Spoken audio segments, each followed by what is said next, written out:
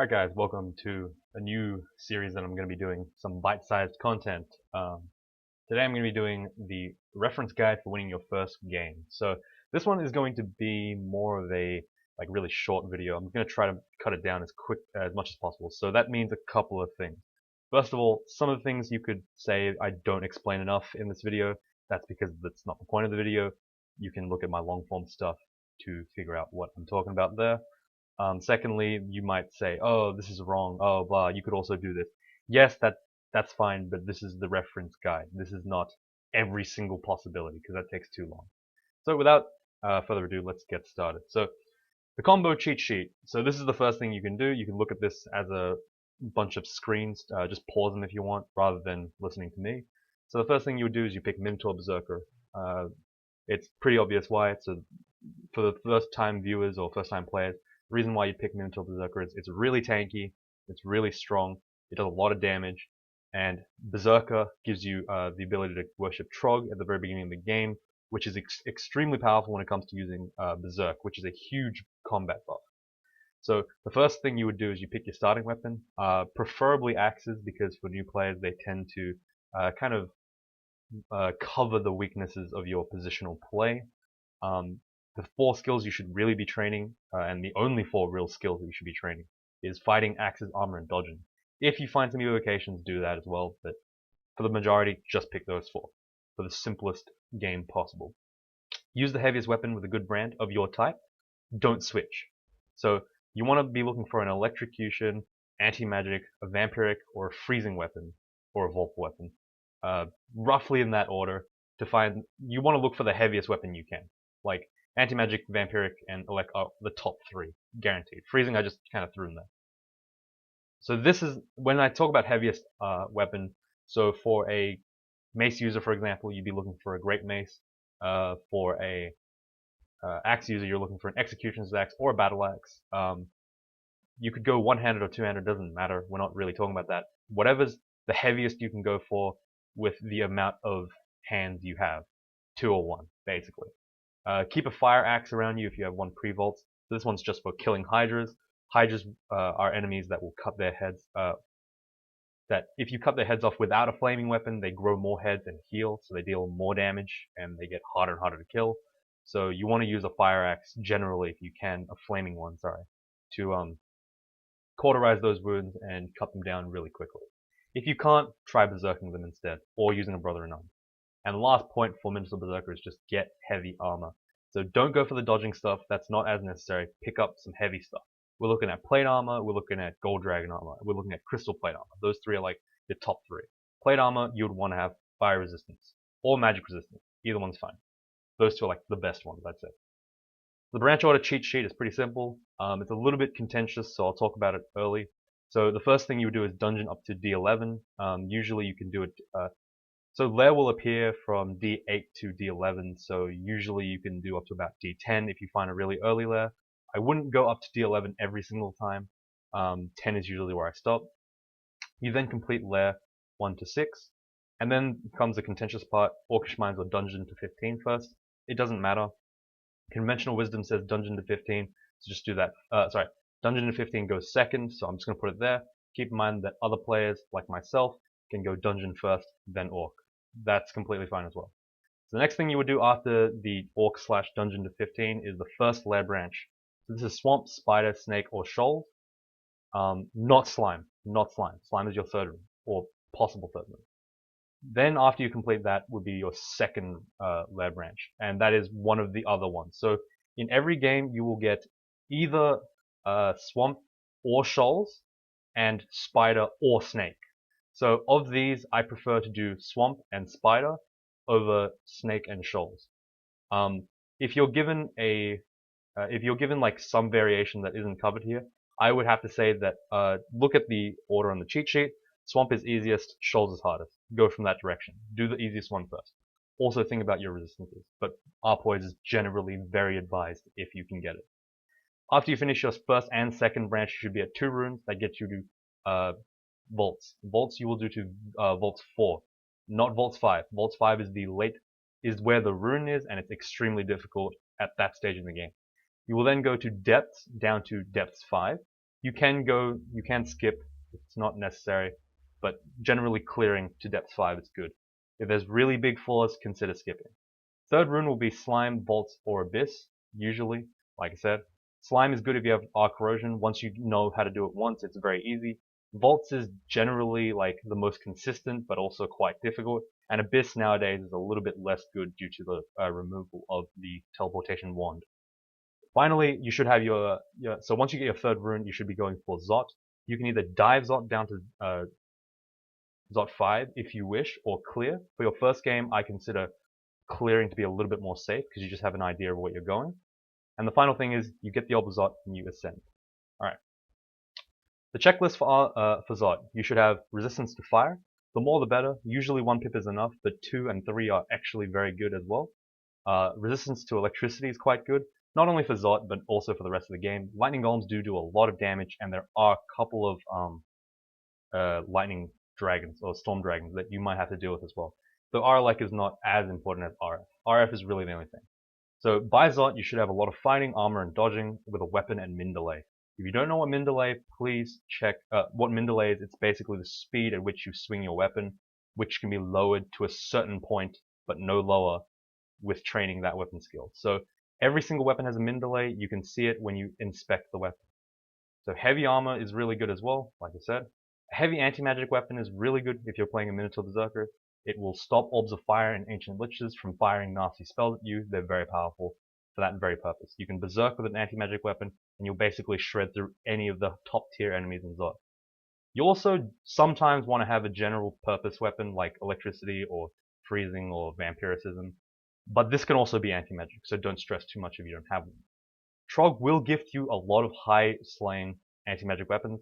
Just pick the heaviest one you can of the skill that you're training, and you'll be fine. Finally, you want to have other resistances and luxuries like magic resistance. Keep in mind that Trog's hand gives you magic resistance, resistance to poison, see invisible, RC, etc, etc. Alright, in terms of tactical positioning, this is one of those like kind of just general things that I wanted to put at the end of this. Against ranged attackers and smiters, use corners. So go around corners, block line of sight, make sure you're not just charging them as they're hitting you constantly as you run towards them. When you're in the dungeon, you should be using diagonal movement as much as possible and avoid being stuck in the middle of an L shape. So I gave a little bit of a diagram, it's a bit confusing. So if you see where my character is, this is a decent position to be in. I want to move towards the rogue using the Y, U, B, or N, which is the diagonal movement, or you can use your numpad.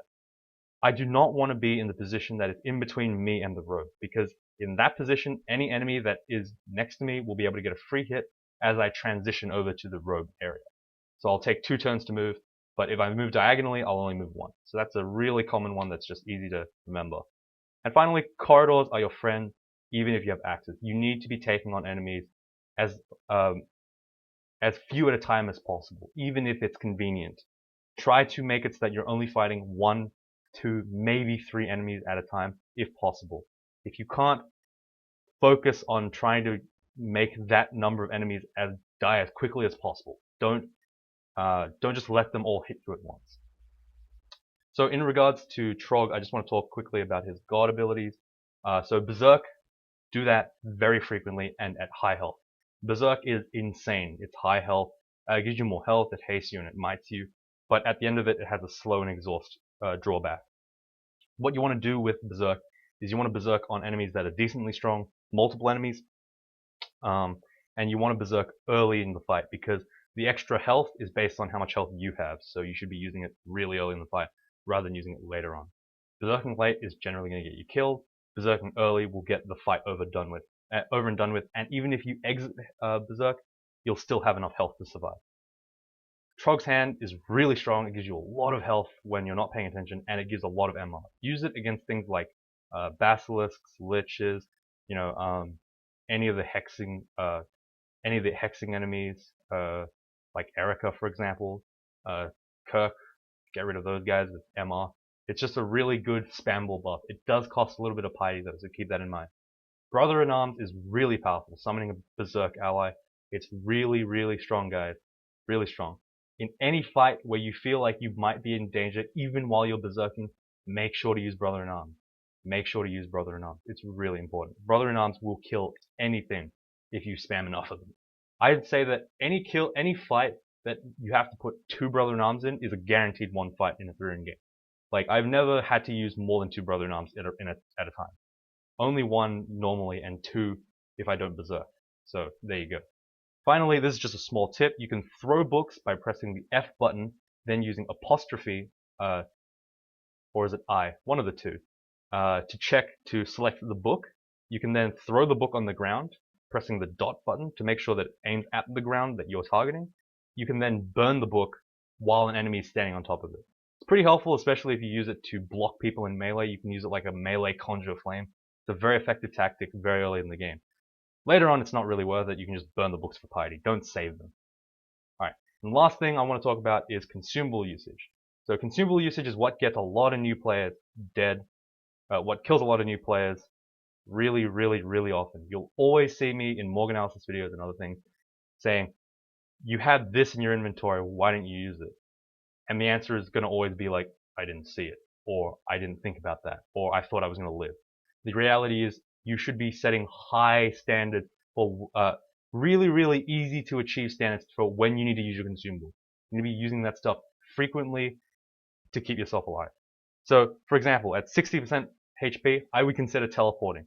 Not necessarily every time, it depends on the fight, obviously, the context, yes. But generally, as a good rule of thumb, at 60% HP, just teleport. If you die to that because you ran out of teleports, well, teleport 1 less time next time. At 50% HP, blink as well. Even if you're already teleporting, blink as well. You need to make sure that you do not die while teleporting. That is what a lot of people do as well. They die when they're teleporting.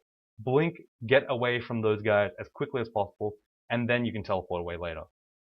No point in saving those blink scrolls. They don't even work in Zot anymore, so just don't worry about it. Just use it whenever you can. Haste early rather than later. This is the same thing as Berserk. You want to make the most out of your haste. You want to be able to run at the moment's notice.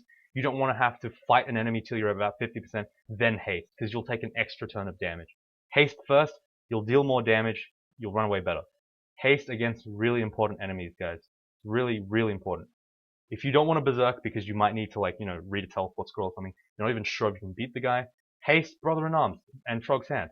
Easy. It's like berserk, but you can run away. So simple. And finally, if you have to heal wounds, you also usually have to run. So this one is kind of important, and it's kind of something I just thought about. If you're heal woundsing something and the fight hasn't finished in the next 2 turns, you need to run. If you're fighting an enemy and it has the same amount of health as you, you're running away. If you had to heal wounds at that point. Like, you need to make sure that once you've healed wounds, you're at a huge advantage, or you're running away instantly. For example, if you're fighting like a, let's say you're fighting Francis, right? He's got Iron Shot, does like 60 HP. You heal up to about like 70, and he's at half health. I'd be running. I'd be booking it as quickly as possible, because 1 Iron Shot and you're down to 10 HP. That's not a good idea. So if you need to heal wounds, you usually also have to run. So that's gonna wrap it up for today. Pretty long video actually. So I'm gonna try to cut these videos down even more. Let me know what you guys think. I'm trying to make these as compact as possible, but the purpose of this particular video, now that we're like kind of done with the rushing stuff, is specifically to give people fast reference. Finish it as quickly as I can. This might be a bit difficult for me at first. I'm not used to speaking really fast to get all this content done. I don't know what to cut. So let me know what you think I should cut, if I should cut at all, or if this is a decent length. Because 14-minute videos, a little bit long for what I was thinking.